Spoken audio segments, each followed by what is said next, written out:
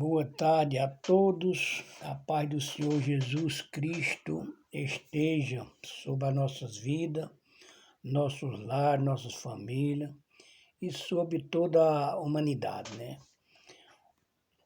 Vou fazer uma reflexão da palavra de Deus que se encontra em Isaías 40, que é o título da mensagem: O Senhor vem. O Senhor vem e está avisando que Ele vem buscar seu povo. Ele vem, mais volta. Quem que Ele leva? Ele veio para buscar os salvos, né? Aqueles que vivem na obediência da palavra de Deus, no respeito ao nome de Deus, nosso Senhor Jesus Cristo e do Espírito Santo. Por isso que Jesus vem, o dia que o Pai manda Ele buscar os salvos, Ele vem. Mas com certeza só irão acompanhar Ele aqueles que estão salvos. Aí eu faço uma pergunta: quem está ansioso para a vinda do Senhor? Ou quem está com medo da vinda do Senhor? Jesus está falando na palavra, para nós não se preocupar, não se perturbe, não se preocupe. Consolais, quer dizer o quê? Se nós estiver bem diante de Deus, do Pai, do Filho e do Espírito Santo, não precisa nós viver agitado, nós viver preocupado com a vinda do Senhor. Porque de qualquer forma Ele vê. Ele vai vir. E uma coisa, se nós temos alguma coisa que nós temos que consertar em nossas vidas, nós temos que consertar agora, a partir de hoje, desse momento. Deus, onde é que eu estou errando? Deus, onde é que eu estou pecando? Eu sei.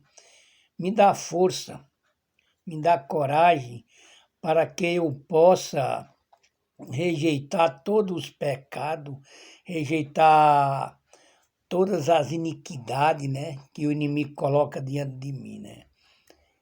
Então, quando nós buscamos o pecado, nós estamos infringindo a lei de Deus. E quando nós estamos infringindo a lei de Deus, nós estamos debaixo da lei. Estamos sendo punidos pela lei. Então é muito importante nós saber as nossas decisões nessa vida terrena para a vida futura, na vida eterna.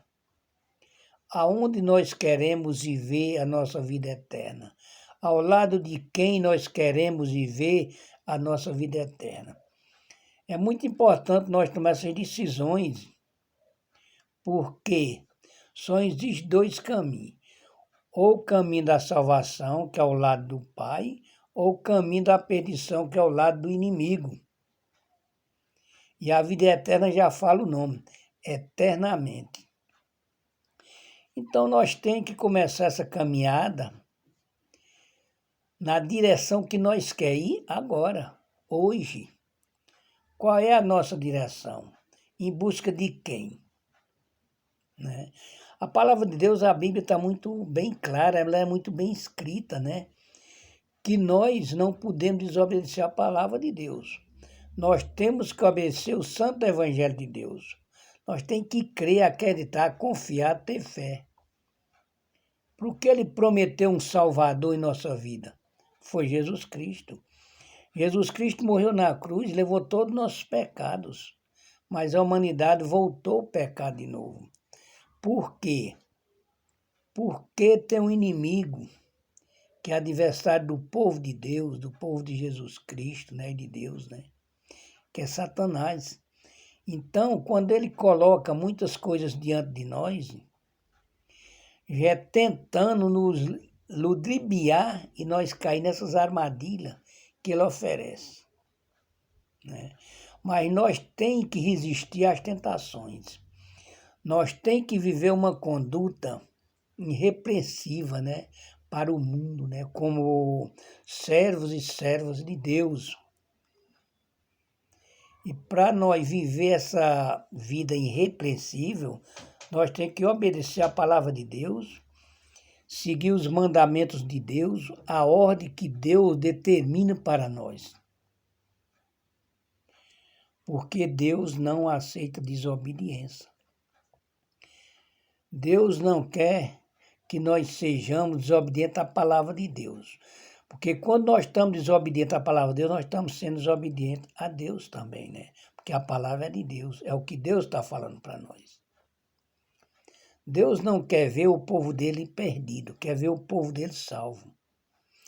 Mas o inimigo luta dia e noite também para tirar a salvação do povo de Deus, criando ilusões, né, ilusitiva diante de nós, mostrando as coisas que nós achamos que serve para nós, que vai melhorar a nossa vida, que nós vamos ser mais felizes com aquilo que o mundo está oferecendo, e nós acabamos esquecendo do que Deus oferece para nós, do que Deus prometeu para nós.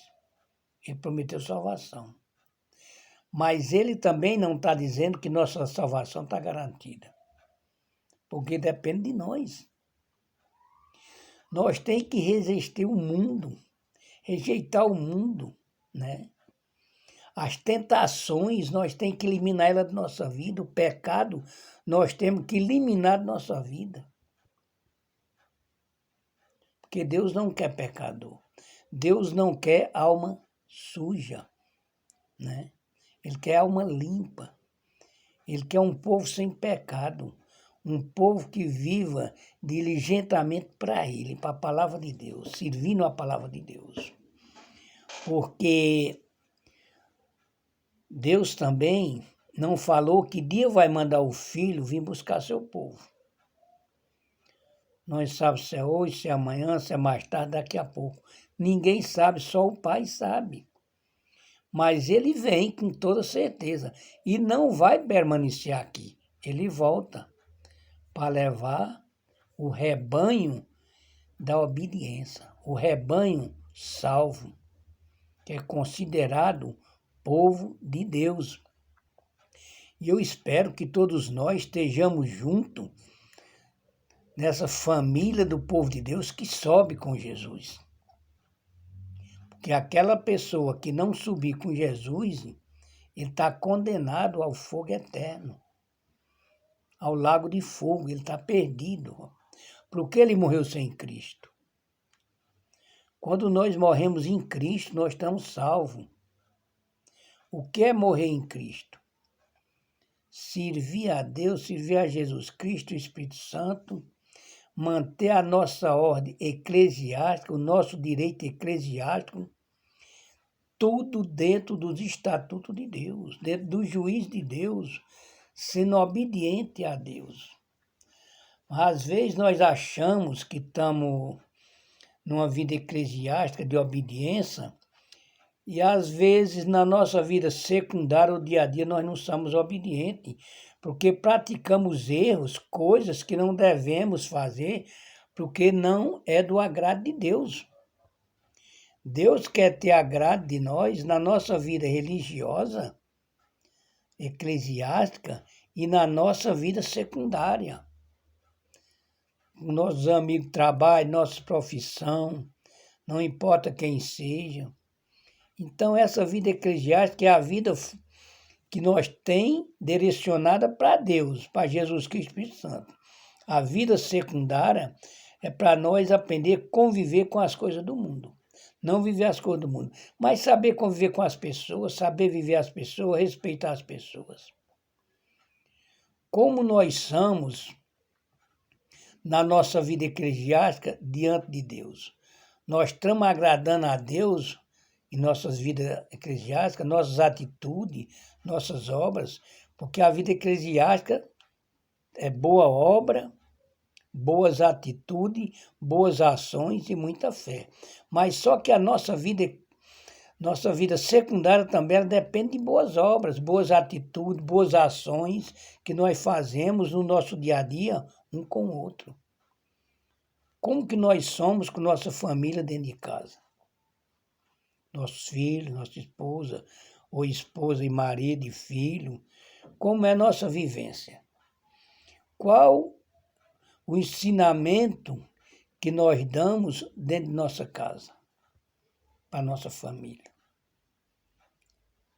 Ensina a ser uma pessoa de bem, uma pessoa que saiba tratar os outros.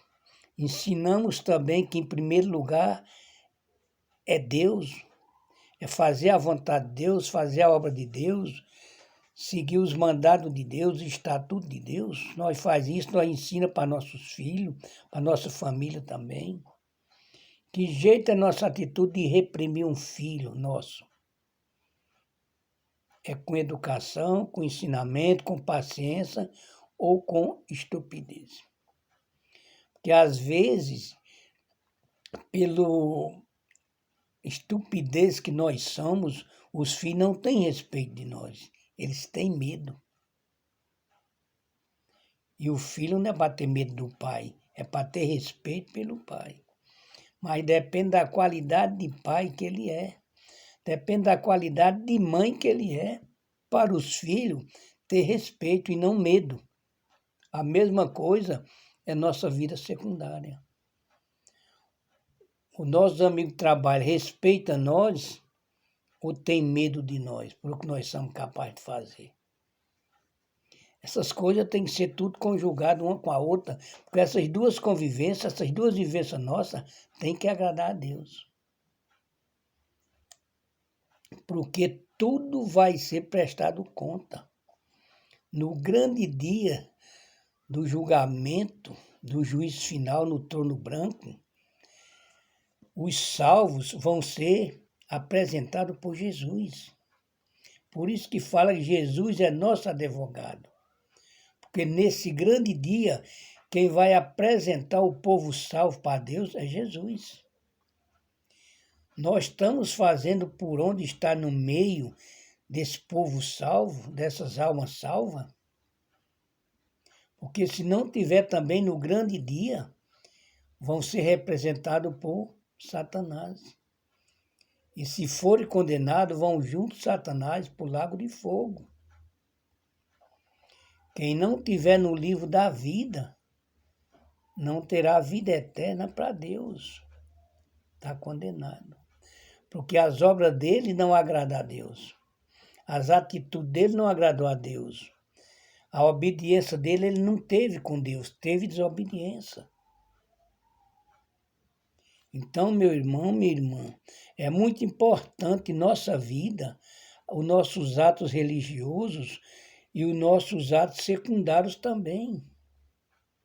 Tudo conta. Deus sabe de tudo. Deus, ele não aumenta uma vírgula e diminui. Nós vamos ser julgados por o que nós somos, por o que nós fizemos, por o que nós vivemos fazendo. Agora, se nós achamos que não estamos corretos com Deus, se arrepende de coração, pede perdão a Deus que Deus perdoa.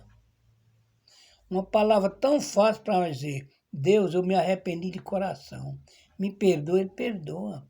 Mas só que tem uma coisa, vamos procurar não viver mais trazendo o pecado para a nossa vida, trazendo o pecado para a nossa alma. E com certeza, quando nós trazemos o pecado para a nossa vida, nós estamos trazendo ele para dentro da nossa casa, por meio da nossa família também. Porque eles não vê uma atitude eclesiástica de acordo com os ensinamentos de Deus. Então, é muito importante nós fazer avaliações de nossa vida. Como foi meu dia hoje diante de Deus? Tanto na minha vida eclesiástica, como na minha vida secundária. O que eu fiz hoje que eu não devo fazer amanhã? Ou o que eu fiz hoje que eu posso continuar fazendo amanhã, porque eu tenho certeza que estou agradando a Deus. Quando fala Deus acha graça de nós, Ele acha graça pelas nossas atitudes, nosso caráter, nossa pessoa digna de ser um servo, uma serva de Deus, de ser um funcionário, de ser um chefe, ser um encarregado, que essa pessoa seja digna diante de seus colegas, diante de seus companheiros. Dentro da igreja também nós temos que ter essa dignidade de respeito com toda a igreja, com todo o rebanho de Deus que está ali dentro. Principalmente quando nós temos um cargo eclesiástico de cuidar de um rebanho que Deus colocou em nossas mãos. Deus colocou um rebanho para nós zelar, cuidar, ensinar. Não foi para nós desmenosprezar, não foi para nós rebatar, nem nada. Rebatar fica botar fora. Tem pessoas que saem da igreja por algum motivo ignorante do próprio pregador, de um próprio relator de uma palavra, né? Então, nós temos que saber relatar a palavra de Deus. O importante também, como nós dirigimos a palavra de Deus para a igreja. Nós estamos relatando como ela é, como Deus deixou escrito, como Deus quer que ela seja, ou nós estamos mudando a palavra de Deus, modificando para colocar nossas palavras no meio. Nosso ensinamento como nós achamos que deve ser. Isso também não é correto, porque a palavra de Deus não precisa nós mudar, precisa nós aprender a identificar ela, se identificar com a palavra de Deus, fazer com que a igreja se identifique com a palavra de Deus, com ensinamento sadio, com paciência, com calma, com prazer, com gosto de ensinar a palavra de Deus, um gosto de falar a palavra de Deus como ela é.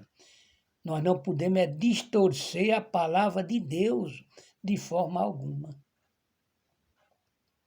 Porque se nós distorcermos a palavra de Deus, nós estamos querendo dizer que a palavra de Deus não é aquela. É o que nós estamos criando, o que nós estamos inventando. E não é correto. Porque não podemos, de forma alguma, delatar uma palavra de Deus. Nós temos que ter a ideologia fundamental do conhecimento da palavra. E essa ideologia é para nós passar para o rebanho que Deus colocou em nossa mão. Se você é um professor, você tem direito de ensinar os alunos como a palavra é. Se você está falando na igreja, ensinando a igreja, tem que ensinar a igreja como a palavra de Deus é. Hoje eu vejo muita falha por falta de conhecimento e da sabedoria de alguns pregadores, de alguns pastores, porque não buscaram o conhecimento da palavra.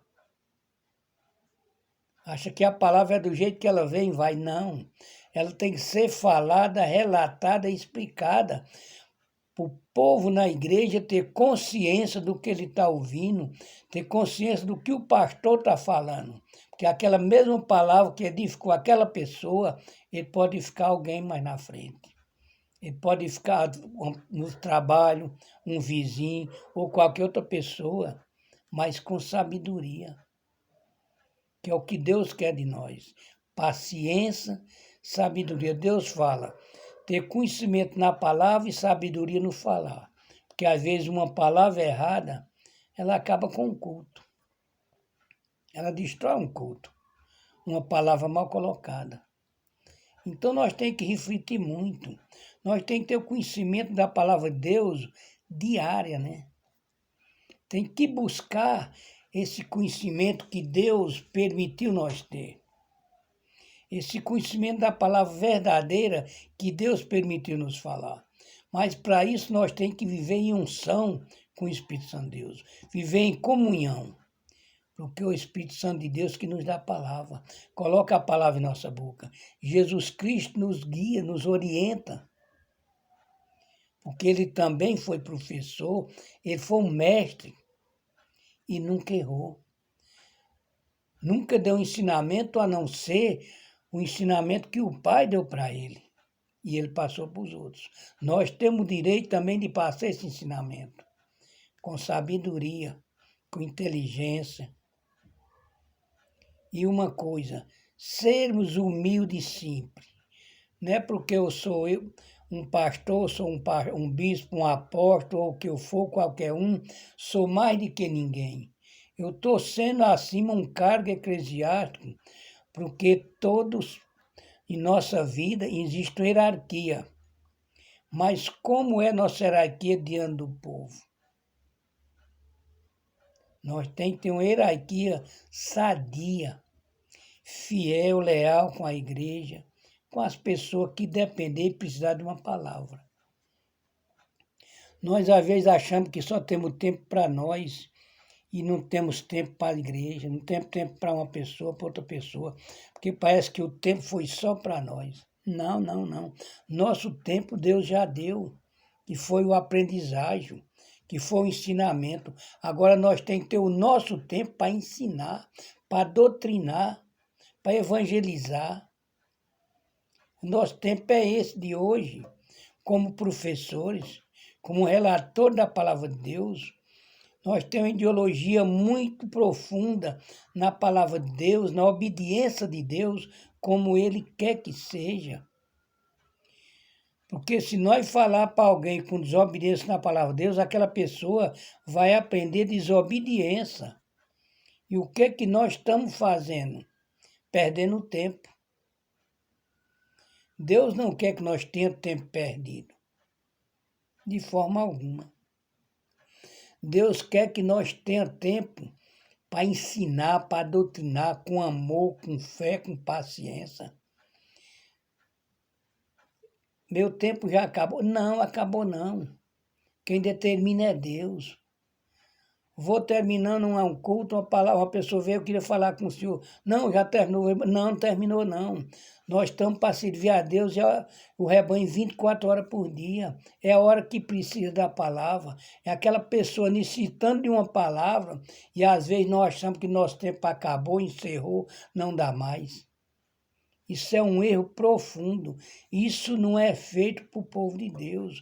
Isso não é feito para um administrador de igreja, para um pastor de igreja. Não, o tempo é o que Deus determina. Não importa se vem uma, duas ou três pessoas depois que encerrou aquele culto, mas que quer uma palavra com nós. Nosso tempo é para ensinar. Nosso tempo é para doutrinar, que foi o que Deus deixou em nossa vida. O que Jesus e o Espírito Santo faz em nossa vida. Amém, meus irmãos? E vou mais uma vez dizer, não tenha medo da vinda de Cristo, porque Ele vem buscar o salvo. Mas nós temos que se analisar nossa vida, relatar como nós estamos na nossa vida. Nós estamos preparados, vivos preparando para a vinda do Senhor, com alegria, com amor, com vontade de dizer, hoje eu vou conhecer Jesus. Hoje eu vou subir com a glória com Jesus e o Espírito Santo. Essa que é a grande alegria de um cristão, é esse dia. Saber que vamos subir com Jesus. Vamos subir com o Espírito Santo para a glória do Pai. Mas não é subir para o céu ainda não. Que subir para o céu mesmo só no grande dia de julgamento. É subir para um lugar celestial. O céu celeste, não o celestial onde está Deus. Porque é o grande dia que vai ressuscitar os vivos e os mortos. Esses sim é que vão ser apresentados ao Senhor para o julgamento com Jesus, tá? Então espero que todos nós sejam levados por Jesus, sejam guiados por Jesus e se apresentados ao nosso Pai Celeste, Deus, o Deus de Israel, aquele que está no céu, está na glória, com as portas do céu abertas, esperando pelos seus filhos, esperando pela sua família, esperando pelo seu povo. E eu espero que todos nós vamos entrar pela mesma porta que Jesus e o Espírito Santo entrou, para a glória do Pai, viver eternamente, face a face com o nosso Pai Celestial. Não tenha medo da vinda do Senhor, tenha medo do pecado. Amém? Tenha medo do mal, tenha medo do inimigo. Não deixe o inimigo, não deixe o mal e o pecado tomar conta de tua vida e tirar você da glória de Deus. Amém? Que Deus abençoe cada um. Em nome do Senhor Jesus Cristo. Assim eu agradeço a Deus, nosso Senhor Jesus Cristo Santo, pelas essas palavras que Ele permitiu eu estar falando agora. Para todos que estão ouvindo. Assim eu agradeço. Em nome do Pai, do Filho e do Espírito Santo. Sou apóstolo João Dourado, sou Tapioca da Serra, São Paulo. Eu creio na salvação, na minha e na sua, e em todos aqueles que servem a Deus com obediência, com fé, com amor e carinho, que um dia vamos todos ser salvos na glória do Pai, do Filho e do Espírito Santo. Amém e amém.